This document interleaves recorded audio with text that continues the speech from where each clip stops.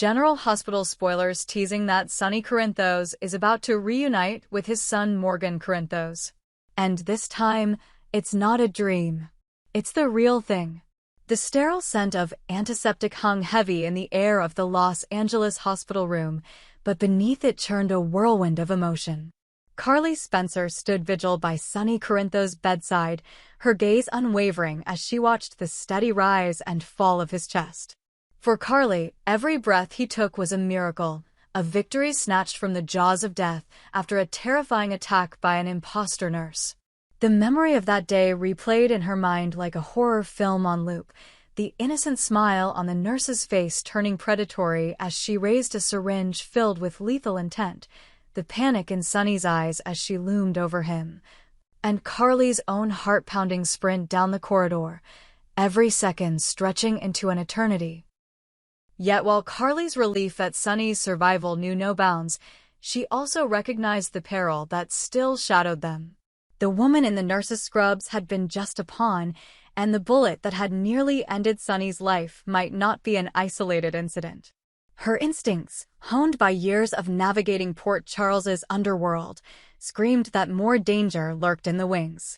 Behind Carly, Brick stood like a silent sentinel. The massive former boxer-turned-bodyguard exuded an aura of impenetrable strength, but wore the tension of unspoken worry across his broad shoulders. He had pulled in extra protection, stationing 2 more guards at the entrances to the intensive care unit, a small comfort in the face of unknown threats. Still, Brick's jaw clenched every time he glanced at the door, as though ready to launch himself across the room at the first hint of trouble. Carly's thoughts, however, were pulled by a single, impossible hope, that this same hospital room, so filled with life-saving machines and whispered reassurances from doctors, could also be the place where Sonny would finally glimpse the face of the son he thought lost forever. It had been years since Morgan Corinthos had vanished without a trace. The black market adoption orchestrated by shady figures in Port Charles had torn him from his father's arms when he was barely more than a toddler. Sonny's heartache had become legend, a wound that refused to heal despite the passage of time. Rumors had swirled that Morgan was dead or that he had chosen to disappear. But tonight, everything changed. A hush descended as Brick's hand shot out toward the doorknob. His instincts flared as a figure in a dark hood and mask slipped past the guard's vigilant gaze and hovered just beyond the threshold. Brick's feet pounded across the floor. He launched himself at the intruder, fists cocked and ready to strike. Carly's shout froze him mid-punch. "Brick, stop." The muffled thud of knuckles against bone echoed in the room as the masked figure stumbled backward. Carly lunged forward, urgency in every step, and the mask clattered to the floor. Underneath lay the unexpected, the face of Morgan Corinthos, older now, coated in dust and grime from the roads he'd traveled. Time fractured in that moment. Carly's hand flew to her mouth, stifling a gasp. Brick's fist hovered in midair as he stared, shock rooting him to the ground. And in the bed, Sonny's eyelids fluttered as consciousness began to return. Morgan's mask lay askew on the floor, and he cupped his jaw where Brick's unintended blow had landed. Pain flashed across his features, but awe and relief shone brighter in his eyes as he looked at his father's familiar features. Sonny stirred, groggy at first, the world shifting in and out of focus. His gaze landed on the figure standing over him, and Sonny's heart froze. Could it be possible? After all this time? Dad? Morgan's voice was scratchy, thick with disbelief and exhaustion. Sonny blinked, confusion crinkling the corners of his eyes. Carly knelt by Sonny's side, gently lifting his hand to brush away stray hairs from his forehead. "Sonny, open your eyes," she urged softly. "Morgan's here. It's your son." Sonny's gaze flicked to Carly, then to Morgan. Recognition crashed into him like a tidal wave. Morgan. His voice was raw, as if the breath to speak had been lost in his throat. "You're alive." Tears pooled in Morgan's eyes as he nodded, voice wavering. "I'm alive, Dad." "It's me." Carly's shoulders trembled. She rose, drawing Morgan into an embrace that was both fierce and tender. Brick lowered his fists, eyes glistening with unshed tears. The weight of years apart collapsed into that one breathtaking reunion. But amid the euphoria lay unspoken questions. Morgan had risked everything to appear at this hospital door. Why? What had kept him hidden for so long? And most crucially, who had attacked Sonny? Morgan pulled back slightly, wincing at the pain in his jaw. I didn't want to come like this, wearing a mask. But I had to avoid being followed. His gaze flicked to Brick and Carly, wary. I've been on the run. Someone's been hunting me. Carly's eyes narrowed. Who? Who's after you? And why would they put Sonny in danger? Morgan's jaw set. He glanced at his father, whose eyes were locked on him. Taking a shaky breath, Morgan spoke in a hushed voice meant only for Sonny. I know who attacked you. It wasn't random. They were sending a message. Sonny's gaze hardened, instinct flaring. He tried to sit up, winced, and Carly gently pressed him back. Let him speak, she whispered. Morgan swallowed, glancing at Carly as though weighing whether to include her. Finally, he said, when I escaped my captors, everything clicked. They wanted me to come back under their control. They're connected to the people who kidnapped me. And they know you're my father. The attack on you was a warning that I'm still theirs to command if I don't return. Carly staggered back as if struck. Brick's fists clenched. Sonny felt a surge of protective rage. Tell me everything, he rasped. Morgan nodded, summoning his strength. He recounted the harrowing details, the betrayal by a trusted friend in Port Charles who had arranged for him to be taken into a false foster home, the week spent in a dark room with no idea whether he would be returned to his parents or discarded, and the silent cell phone buried in the wall that had given him a sliver of hope to call Sonny's number. He spoke of the moment he realized his only chance was to run, shattering the glass window and disappearing into the night. Carly felt her heart constrict at Morgan's pain, each word a blade slicing through her. She pressed a hand to her mouth as she listened to the boy she'd nearly called her own, suffering untold horrors. But Morgan's final revelation was the one that stole her breath. They're the same group that sent the imposter nurse, Morgan whispered, gaze fixed on his father. They want me back in their grasp. And if I'm not surrendered, they warned that the next target would be my mother. Carly's eyes widened in horror. Brick's grin was feral with protective fury. Sonny's jaw tightened as the pieces fell into place. The nurse's fake credentials, the way the assailant knew Sonny's schedule, the carefully orchestrated breach in hospital security. It had all been designed not just to kill, but to coerce. They think they can threaten us into giving you back, Carly said, voice low and trembling. But they don't know what they're up against. Sonny's eyes blazed. No one endangers my family without paying the price. Carly turned to Morgan. Honey, you're safe now. We'll protect you.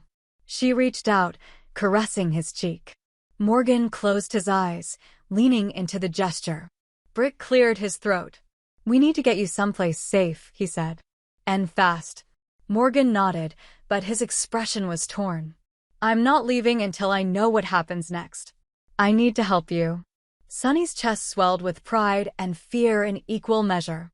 His son, his long-lost boy, was here, brave, traumatized, but determined. And now, for the first time in years, Sonny felt whole. The hours that followed blurred into a whirlwind of whispered plans, hushed phone calls, and tactical discussions. Brick moved like a coiled spring, securing aliases and emergency safe houses. Carly conferred with local allies in Port Charles, her voice urgent as she arranged transport and backup. Sonny, wincing at every movement, listened intently as Morgan recounted names and hints about his captors, a shadowy syndicate with tendrils in both crime and white-collar corruption. When dawn broke over Los Angeles, its pale light filtered through the closed blinds, illuminating the trio huddled around Morgan's makeshift map. Red ink traced the possible routes his captors might use, notes scrawled in Morgan's jagged handwriting. Every name scratched out, Every address marked with an ominous circle represented a potential threat. Carly paced the cramped room, her heels clicking against the linoleum. With every step, her mind raced. How had she not known about Morgan's plight sooner? Why had he felt he had to face this alone? Her guilt was a heavy cloak around her shoulders. Morgan, sitting on the edge of the hospital bed, cast her a thankful glance. "I didn't want to endanger you or Dad. I thought I could handle it." Carly's breath hitched. "You should never have to handle this alone. Not when we're your family." She gave him a fierce hug, her voice thick. "We're in this together." Across the city, out of sight and earshot, one of the kidnappers' lieutenants stared at a grainy security photo of Sonny, Carly, and the masked intruders standing over the prone form of their target. The screen flickered as the lieutenant put a gloved hand to the tablet, jaw clenched. Back in Sonny's hospital room, the moment of reprieve was short-lived. Dr. Lawson entered, chart in hand, face grave. "Mr. Corinthos, your vitals are improving, but I'm concerned about the stress you're under. Emotional trauma can set back your recovery significantly." Sonny met the doctor's gaze with a steely resolve. "Doc, I appreciate your concern, but I have to know what's coming next. My son's life is on the line." The doctor sighed, pressing the chart to his chest. "I'll allow one more hour of planning, but then you need rest." Sonny nodded, gratitude and frustration warring in his eyes. "Understood." Morgan seized the opportunity. "Dad, I need you to understand, they're dangerous. They'll target anyone I care about."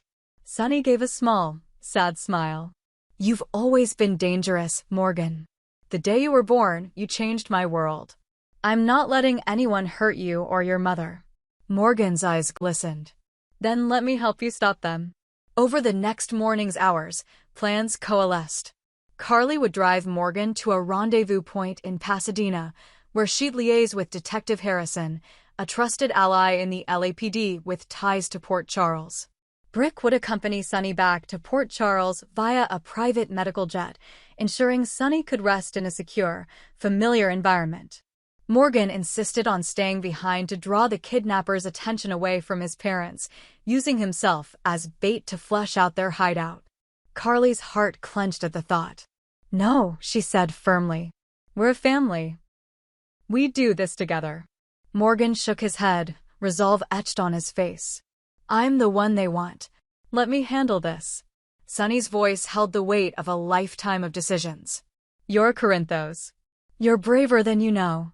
But you're also our son. And we don't do anything without protecting each other." Carly took Morgan's hand. "Sonny's right. We're stronger together." Morgan's eyes flicked to his father's. "All right. But we need a plan." And so they forged one, a bold scheme to draw out the kidnappers by turning Morgan's capture into bait. Detective Harrison would leak false information about Morgan's next move, while Carly and Brick shadowed the operation from a nearby safe house. Sonny, accompanied by Dr. Lawson and a skeleton security team, would remain at home in Port Charles, ready to swoop in at the first sign of trouble.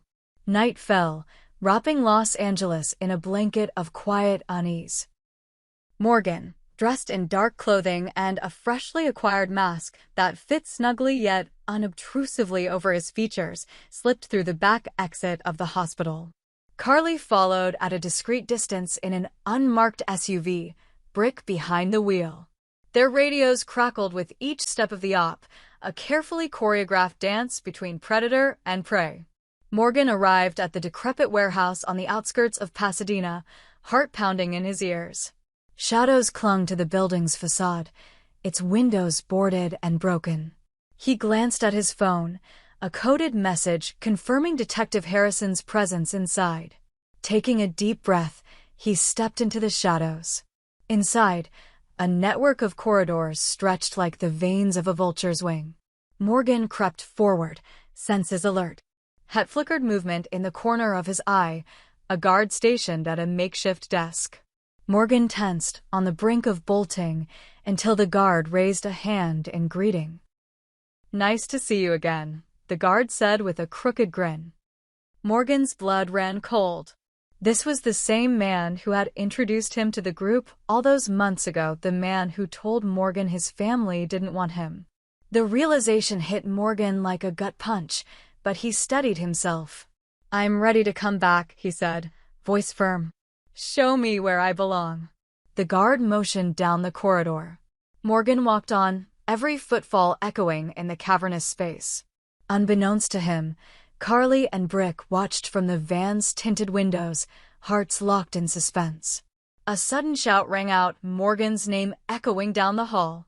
Clouds of dust erupted as Detective Harrison burst through a side door, badge held high. "Port Charles Police," she shouted. Chaos erupted within the warehouse as guards scrambled for weapons. Morgan ducked behind a stack of crates, adrenaline igniting his reflexes. Carly's voice crackled over the radio, "Now, Morgan." Morgan sprinted back the way he came, gunfire tearing through the air. Brick's SUV roared to life, tires screeching as he barreled toward the building. Carly leapfrogged ahead, pulling Morgan into the back seat the moment he cleared the doorway. Shots rang out as the SUV peeled away, Morgan's mask discarded in the dirt. Carly floored the accelerator, Brick crouched in the passenger seat, return fire blazing from his custom weapon. Inside the warehouse, Detective Harrison secured the scene, cuffing stunned guards as backup from the LAPD flooded in. By dawn, the syndicate's Pasadena cell lay dismantled. Morgan sat in the front seat of the SUV, shaken but alive, as Brick changed the radio frequency to link them back to Port Charles. Carly reached across and squeezed Morgan's hand. "You did it." Morgan gave a tired but triumphant smile. "We did it." As the California sky lightened, the Corinthos family made plans to return home. Sonny was eager to have his son by his side, to wrap him in the safety he had longed to provide. And Morgan, though scarred by his ordeal, felt reborn by the knowledge that he truly belonged, not to a syndicate or a secret cabal, but to the tumultuous, fierce, loving family he had always called home. But even as the motorcade wound its way toward the private airfield, none of them could shake the lingering question, who was still out there, waiting, and would they strike again? The reunion had been won, but the war was far from over. And in the world of General Hospital, peace was always but a breath away from the next storm.